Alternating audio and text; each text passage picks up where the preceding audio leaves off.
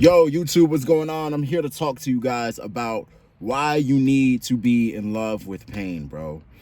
And if you're on a journey, right, you're on a mission, let's say you want a particular lifestyle and you choose econ, basketball, whatever, you have an avenue of how you're going to get a desired goal or meet a desired objective. The main difference, the main reason why everybody starts this path and not everybody makes it to the end goal is because along the path there are many obstacles and points of sacrifice and points of pain and many reasons to turn around and quit this journey that you're on to gain this success from whatever regard that you're searching for it in.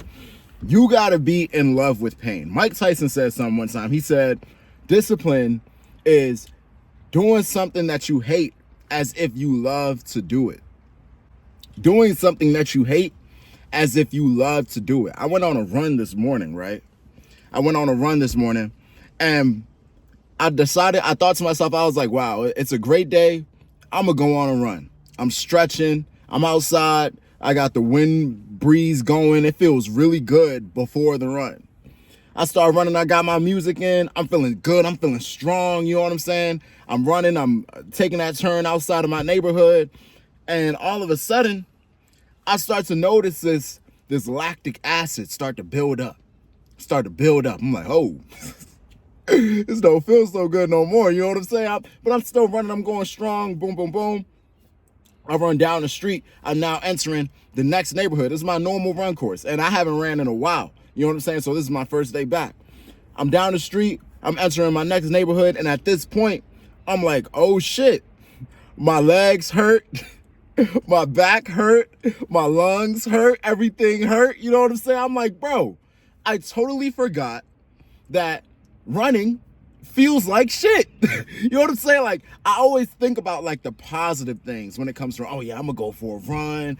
I'm gonna give my heart a good workout. I'm gonna give my lungs a good workout. I'm gonna burn some calories. I'm gonna do good for my body. I'm only thinking about the positive attributes of running. But I forgot that running is pain.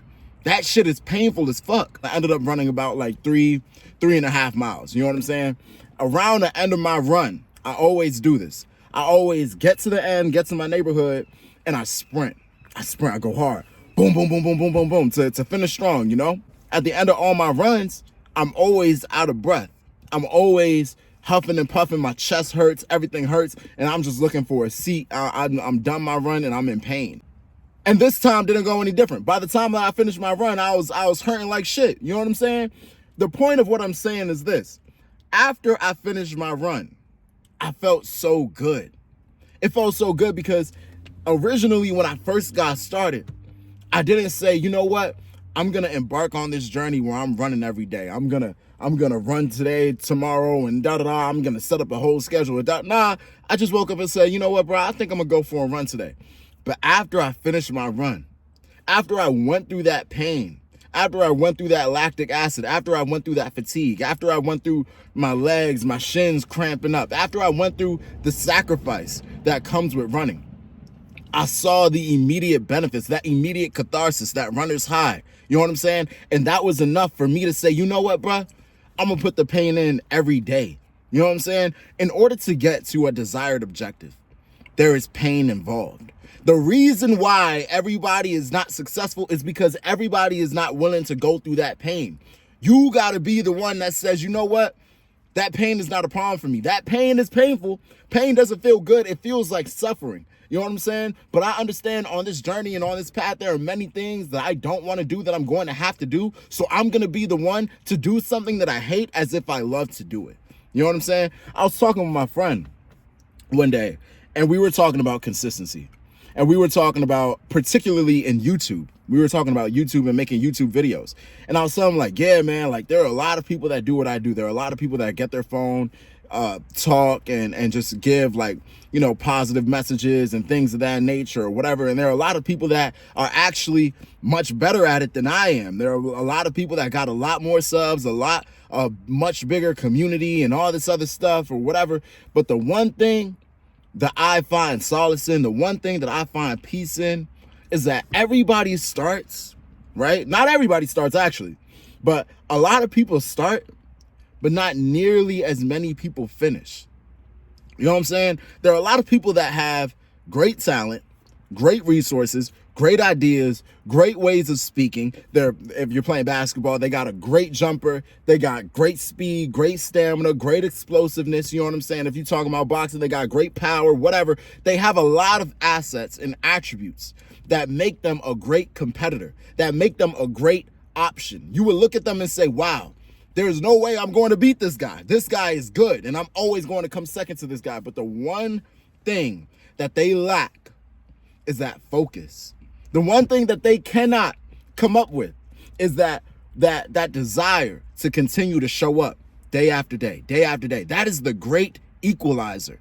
The great equalizer is the ability to continue to show up with the same passion, the same energy, even more energy and more passion than you did the previous day. My friend, when I was talking about this with him, he told me, bruh, you gotta be the one to continue to show up. You gotta be the one that keeps showing up. You know what I'm saying? There's going to be a time in your path. There's going to be a time in your journey where you gotta go through the pain of boredom. You gotta go through the pain of running into the same problem and never having a solution. Sparring, you know what I'm saying? Man, let me tell you, son. Let me tell you, my nigga. Sparring gets very unchy sometimes. It's not even a joke. It's not even funny. It's not even funny. Look, bro, I'm in a gym with real live dogs, right? So everybody around me, they've been fighting since they were like fucking 8 years old, 10 years old. You know what I'm saying? Some of these guys got 50, 80, 100 amateur fights. I have 0. You know what I'm saying? And these are the guys that I'm putting the gloves on and putting my headgear on, putting my mouthpiece, and I'm sparring with these guys. You know what I'm saying? It takes a special type of discipline. It takes a special type of dedication. It takes a special type of commitment to this, to boxing, or to getting better at boxing, to be able to say, I'm going to continue to step in the ring with these guys that have absolutely every asset on me. They have experience, IQ, power, speed, and they got their friends cheering them on. You know what I'm saying? I'm going to continue to step in the ring with these guys and continue to get my ass whooped day in and day out until I get better. That's a special type of dedication. Here's the thing about boxing, right?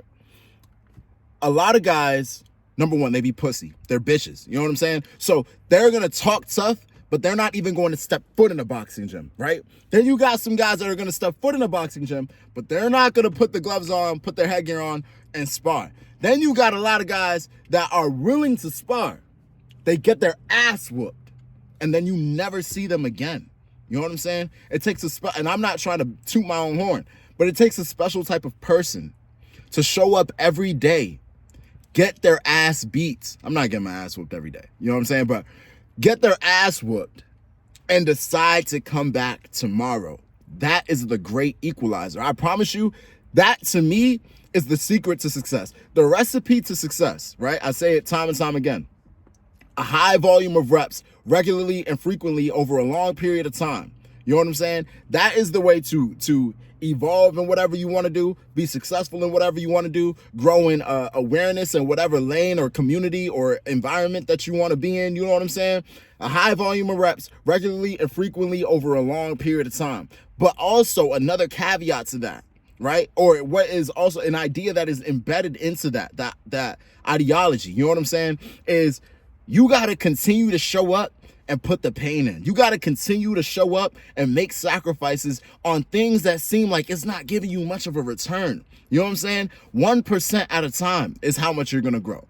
1% is not a noticeable amount. 1% is not an encouraging amount. You know what I'm saying? If you're trying to save $1,000 and you got 1% every single day, you got to save $1 1,000 days in a row. That's slow as fuck. You got to continue to make those sacrifices day in and day out. Day in and day out. You got to continue to show up. You got to continue to sacrifice. You got to continue to put the pain in. You got to continue to suffer day in and day out until you get the reward that you want. A lot of people aren't going to do that, and I think it's reasonable. You know what I'm saying? Trying to be extraordinary is not a reasonable thing. I think it's safe to say that a large majority of people are relatively reasonable. A large majority of people aren't necessarily geniuses, but they aren't necessarily dumb as bricks either. You know what I'm saying? And I would argue that most people are not successful because most people are reasonable. Most people are not obsessive. Obsession in our society has a negative connotation. You know what I'm saying? Obsession in our society is frowned upon. But obsession is the only path to greatness, bro. You got to continue to show up. You got to continue to pour into something that it seems like it's not pouring back into you, but you trust the process and you have faith in the idea that a high volume of reps regularly and frequently over a long period of time is going to turn you into the person that you want to be.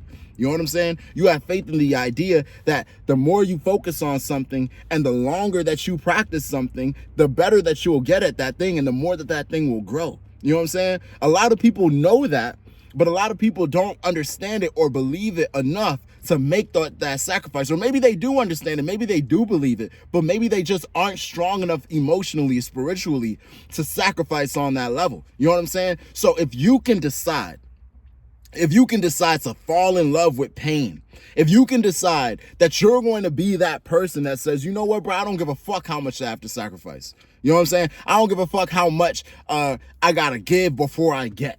I don't give a fuck how much pain I gotta put in. I don't give a fuck how often I gotta continue to show up and not get shit for it. How often I gotta get in this ring and get my ass whooped by pros when I'm not even a registered amateur fighter yet. But I said I wanted to be a better boxer, so this is what it costs. This is what I'm gonna pay. You know what I'm saying? If you can decide to be that person, if you can decide to be that guy, then I promise everything that you want out of life will be given to you, bro. It's not rocket science. This shit is not magic. You know what I'm saying? It's just a matter of how long are you willing to hold your breath? You know what I'm saying? You're not going to die, you know? I was watching this show one time. I don't remember the show. I think it was called Scorpion, I think it is, or something like that. But long story short, this guy was an FBI agent and he would rescue or just, you know, do different cool shit with the government, blah, blah, blah, whatever, boom. There was this one episode where a kid was trapped in a cave, right?